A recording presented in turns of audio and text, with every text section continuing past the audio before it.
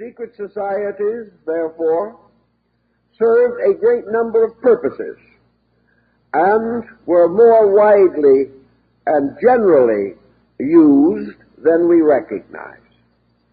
In Greece, every free person, man and woman, was entitled to initiation.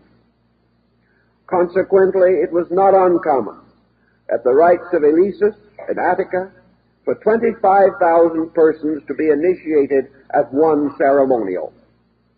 It was therefore not merely a small group, but the whole of the cultural pattern was invested in these principles.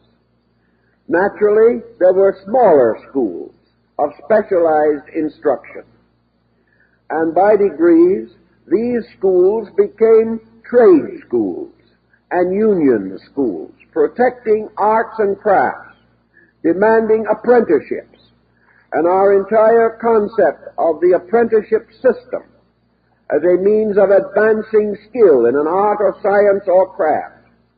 This arose in the secret societies, for the most common things were so organized.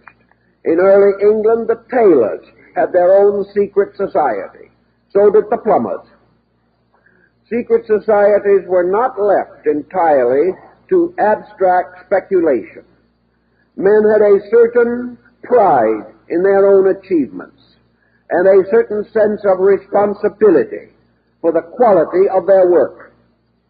In those days, this responsibility was invested in guilds, and guilds were an outcome of classical secret societies. It was the guild that instructed the apprentice, gave him the choicest secrets of his profession or trade, and bound him with obligations to use this knowledge constructively and honorably. It was therefore a most signal offense against society and God to shoddy the workmanship, to use inferior materials, or in any way to misrepresent a contract, brought to their religion something previously not so well emphasized, and that was the importance of applying your faith and its principles to the works of your hands, so that each task that was performed was sanctified by the integrity with which it was performed.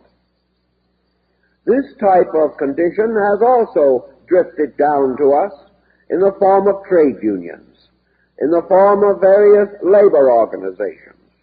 But little by little, the religious factor has diminished, and these organizations have become protective, essentially, rather than almost completely idealistic. But during the 19th century, most of this pressure let down.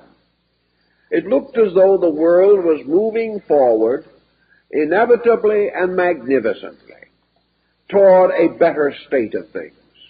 It is true that there were wars, there were troubles in those days, but these troubles were comparatively isolated. One arising here, one arising there.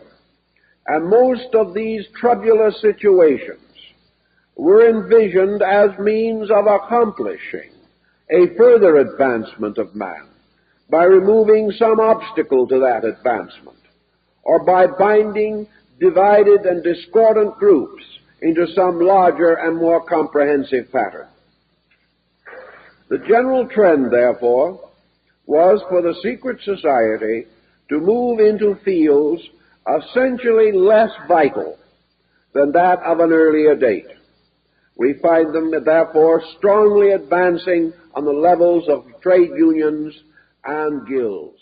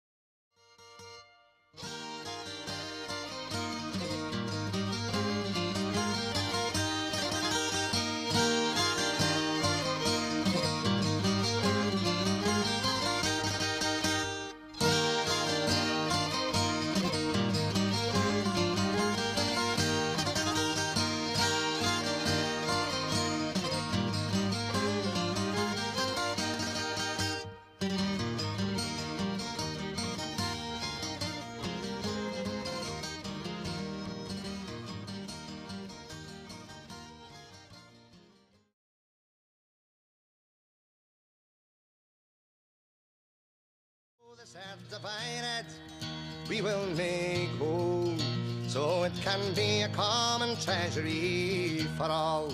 The sin of property we do disdain.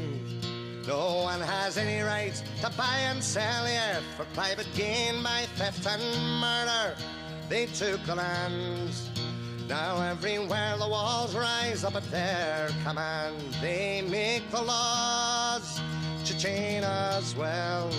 The clergy dazzle us with heaven, or they damn us into hell. We will not worship the God they serve, the God of greed who feeds the rich while poor men starve. We work, we eat together.